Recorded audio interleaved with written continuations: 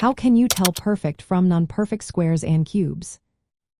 Imagine you're looking at a number and wondering if it's special enough to be called perfect. Are you curious about how to tell if a number is a perfect square or a perfect cube?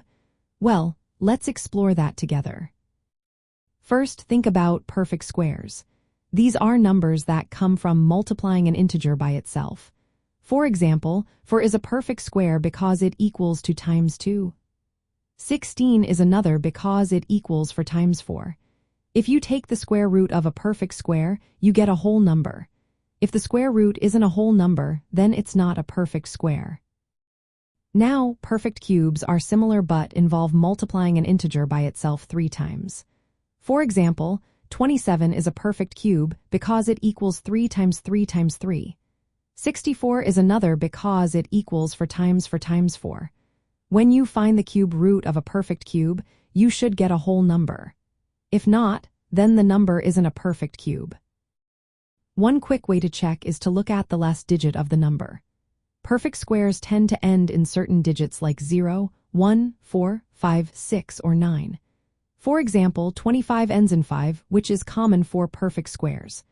Perfect cubes have their own pattern in last digits, depending on the number you start with. For example, cubes ending in 0 or 1 are quite common. Another method is prime factorization. Break the number down into prime factors. For a perfect square, all the prime factors should have even exponents. For example, 16 factors into 2 times 2 times 2 times 2.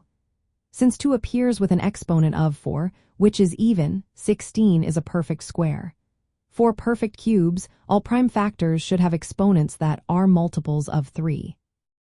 For example, 27 factors into 3 times 3 times 3, with the exponent 3, which makes it a perfect cube. You can also check if the square root or cube root of the number is a whole number. Use a calculator or mental math to find the roots.